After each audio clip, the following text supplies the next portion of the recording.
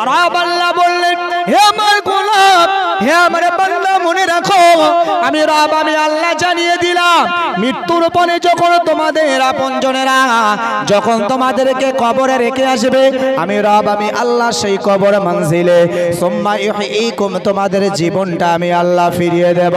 হে আমার গোলাম শোনো, এই জীবনটা হলো আখিরাতের জীবন, আর তোমরা এতক্ষণ ছিলে দুনিয়ার জীবন।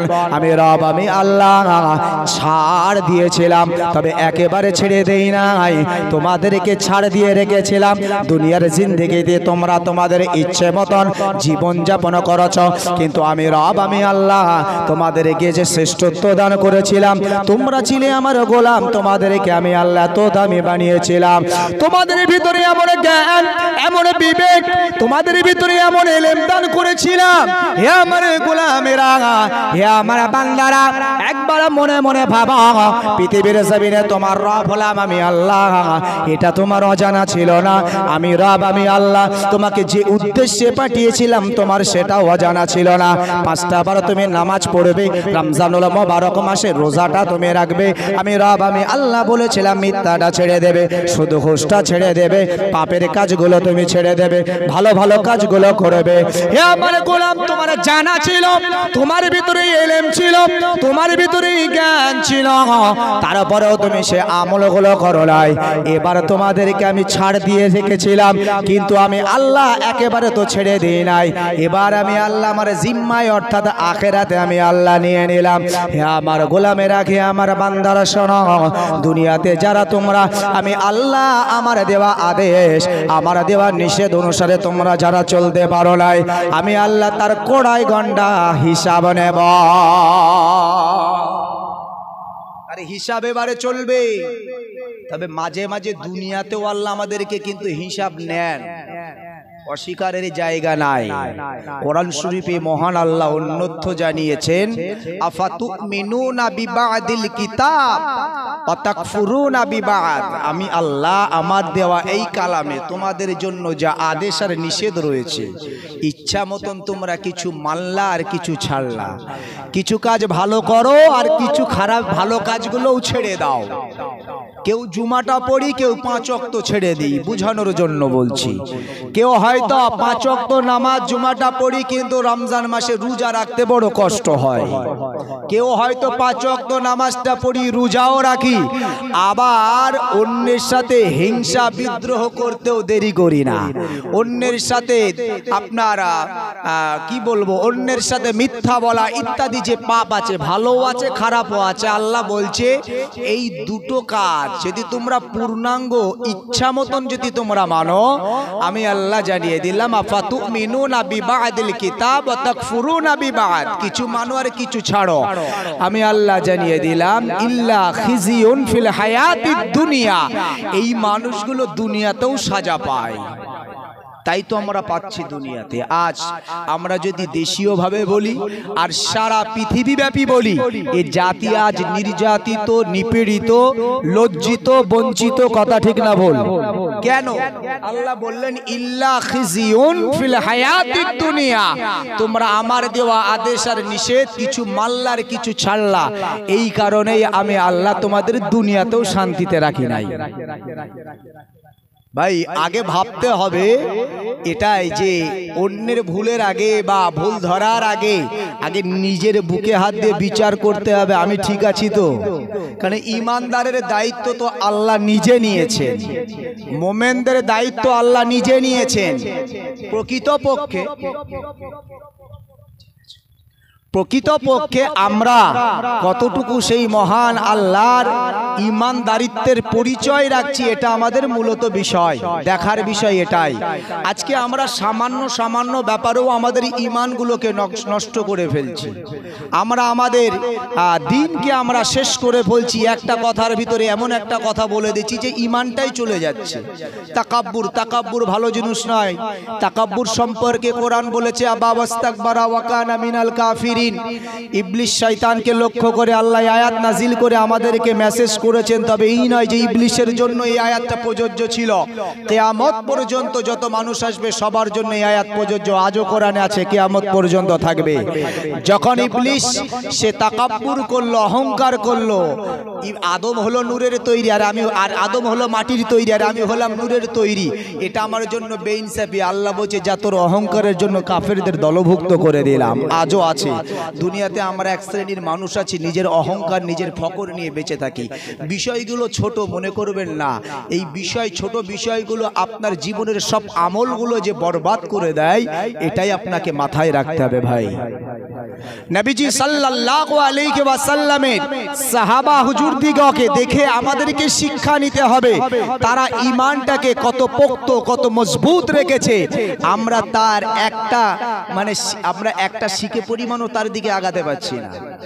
কেউ কিছু বললো বা আপনারা ট্রেনের মধ্যে আছেন, ট্রেনের মধ্যে জিজ্ঞাসা করছে ভাই তোমার নাম কি, ওর সাথে সাথে নামটাকেই পরিবর্তন করে দিল। বলে দেশের আবহাওয়া ভালো না, যদি সব দেখছি সব বাবারা বসে আছে, এখানে যদি আমি বলি আব্দুল জাব্বার তাহলে সমস্যা আছে। মিথ্যা, আমরা আমাদের নিজেদের যে অস্তিত্ব সেই অস্তিত্বকে আমরা নিজেরাই বিলীন করে দিচ্ছি। সাহাবা হুজুরদের দেখে শিক্ষা নেন।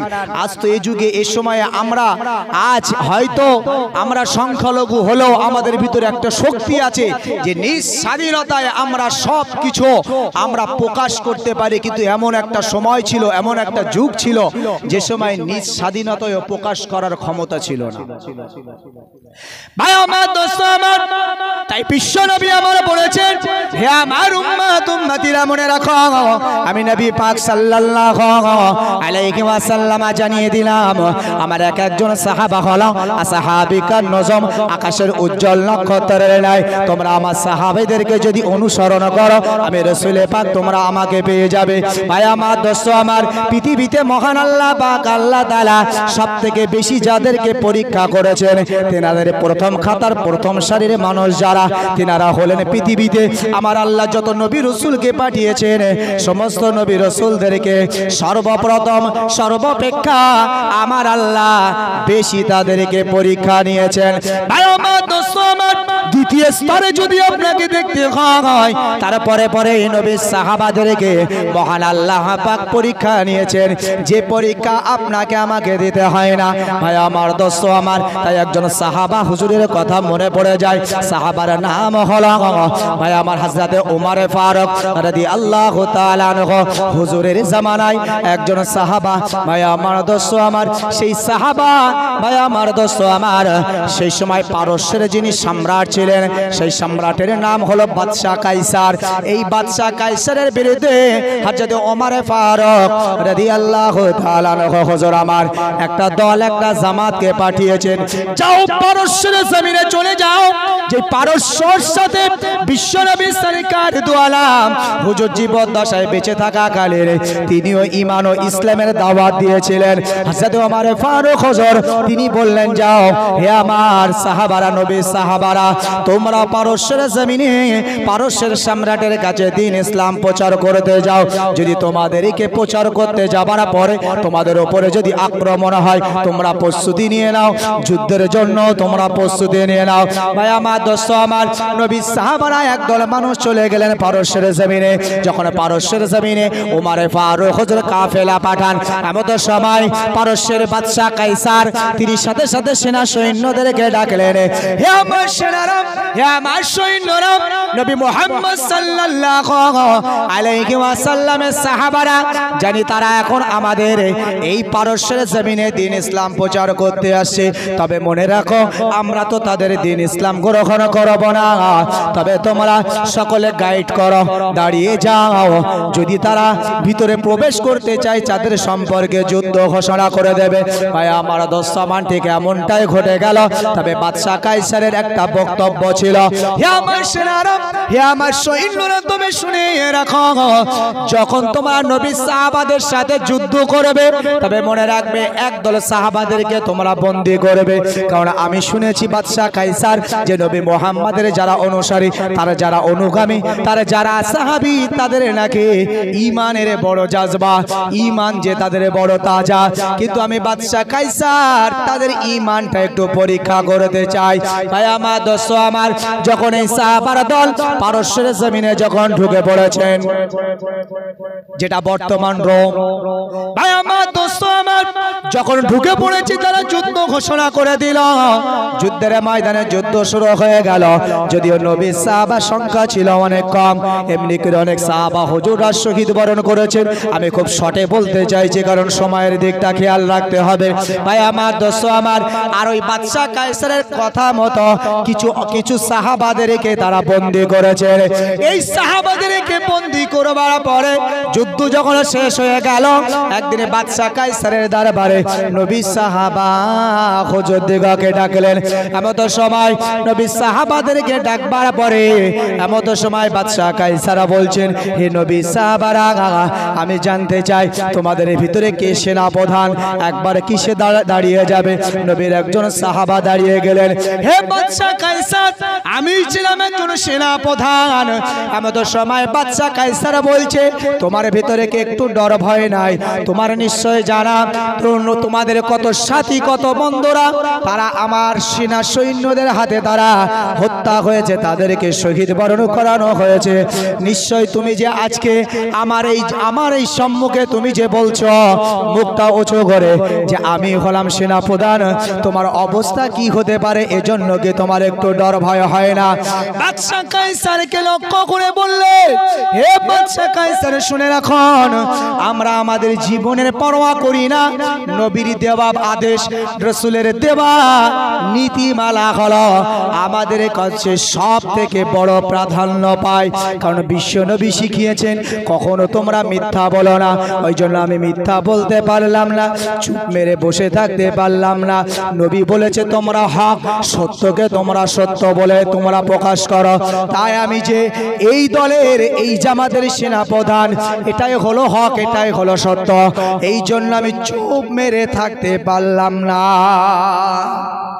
বাদশা কায়সার বলছে, তোমার এই আওয়াজ, তোমার এই কথা শুনে আমার বড্ড ভালো লেগেছে, তোমার সাথে আমার বন্ধুত্ব রিলেশন করার ইচ্ছা হচ্ছে।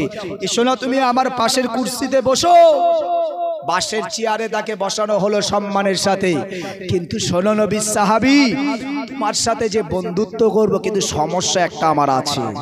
তুমি মুসলমান আর আমি হলাম খ্রিস্টান, তো এতে আমার সমস্যা।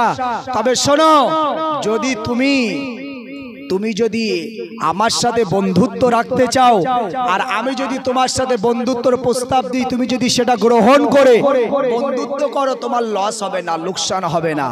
এক নম্বর তোমার লাভ হবে, আমার একটা বিবাহযোগ্য কন্যা আছে, এই কন্যাকে তোমার স্ত্রী হিসাবে আমি তোমার সাথে বিবাহ দেব, এক নম্বর। দ্বিতীয় নম্বর, আমার যা এই রাজপ্রাসাদ দেখছো, খালি তাই নয়, রোমের আমি বাদশা, আমার কত সম্পদ, কত টাকা পয়সা আছে, এই সমস্ত সম্পদ, অর্থ, টাকা পয়সার মধ্যে অর্ধেক সম্পদ আমি তোমাকে দিয়ে দেব।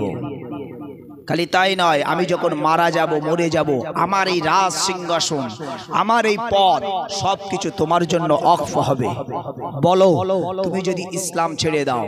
তো বাদশা কায়সারকে লক্ষ্য করে নবী সাহাবী বলছে, আমরা হলাম নবীর সেনা, আপনি কোনো অর্থে নবীর সেনার ঈমান কিনতে পারেন না। জোরে বলুন, কোন অর্থে আপনি আমার ঈমানটা কিনতে চাইছেন?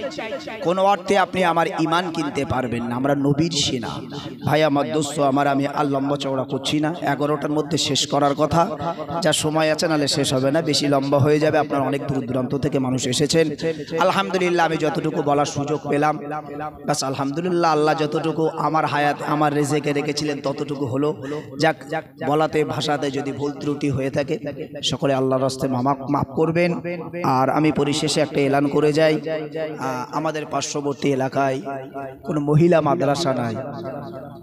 কেউসাতে একটা মহিলা মাদ্রাসা হচ্ছে, আপনারা হয়তো শুনেছেন, আপনাদের মসজিদেও দাওয়াত করা হয়েছিল, হয়তো অনেকে গিয়েছিলেন, অনেকে যাননি। আলহামদুলিল্লাহ আমাদের মাদ্রাসার কাজ একেবারে শেষের দিকে এসেছে। আমি আপনাদের কাছে অনুরোধ করছি, আমাদের ঘরের মেয়েরা যারা আছে, যদি কেউ এমন ইচ্ছুক হন যে মাদ্রাসায় একদিকে যেমন দুনিয়ার শিক্ষা, আমরা জেনারেল যে বিষয়গুলোকে বুঝি, স্কুল যে সিলেবাসগুলো আছে সেগুলো, আর পাশাপাশি আমরা তার সাথে অ্যাটাচ রেখেছি অ্যারাবিক, তাতে করে তারা দ্বীনি শিক্ষা উপার্জন করতে পারবে, তারা পর্দা, নামাজ, রোজা, এবং তারা এখান থেকে আলেমা হওয়া, অর্থাৎ আমরা যেরকম ছেলেদেরকে বলি মাওলানা, মেয়েদের ক্ষেত্রে আলেমা বলা হয়, ছেলেদের ক্ষেত্রে আলেম বলা হয়, ওদের ক্ষেত্রে আলেমা বলা হয়। তারা আলেম হিসেবেও একটা কোর্স কমপ্লিট করতে পারবে। পাশাপাশি আমরা জেনারেলটাও এমনভাবে রেখেছি, ইনশাল্লাহ আপনার বাচ্চা বাড়িতে যেভাবে মানুষ হচ্ছে তার থেকে আশা করি অনেকটাই উন্নত, অনেকটাই ভালোভাবে আমাদের ওখানে থেকে পড়াশোনা করলে সেই জায়গাটা পাবে। ওই জন্য আমাদের ঘরের মেয়েরা যারা আছে উপযুক্ত, বিশেষ করে 3 থেকে নিয়ে ক্লাস 8 পর্যন্ত আপাতত আমরা রানিং করেছি।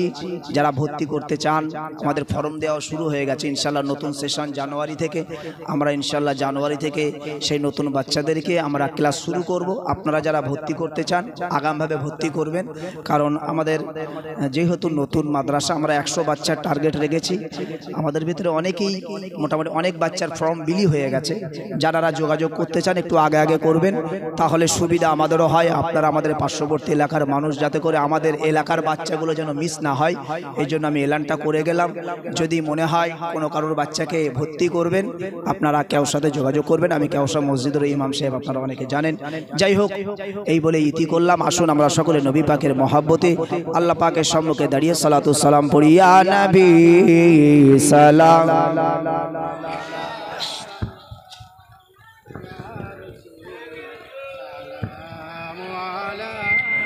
ইয়া হাবিব সালাম,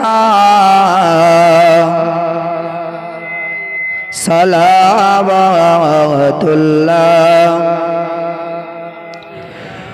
তালাল বদরু আলাইনা মিন সানিয়াতিল বিদাই ওয়াজাবাশ শুকরু আলাইনা মাদা লিল্লাহি দাই। ইয়া নবী সালামুন, ইয়া রাসূল সালাম, ইয়া হাবিব সালাম।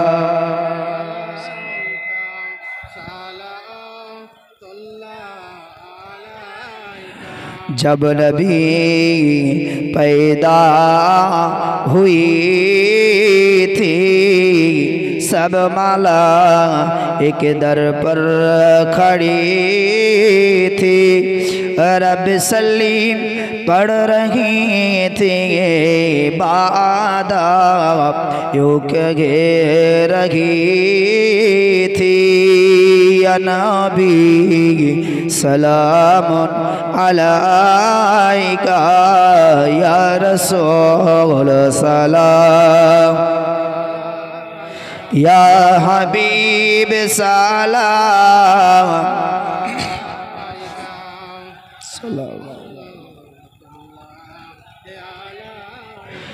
नबी जी आबा अब्दुल्लाह, नबी जीर आम्मा आमीना, नबीजीर दुदमा हालिमा, नबीजीर रौजा सोनार मदीना। या नबी सलामुन अलैका या रसूल सलाम, या हबीब सलामुन अलैका सलावतुल्लाह মালাইকা সকলে বসে পড়ুন বালাগাল ওলা বেগমালিহি কাশাফাত জাবে জামালিহি হাসানাত জামি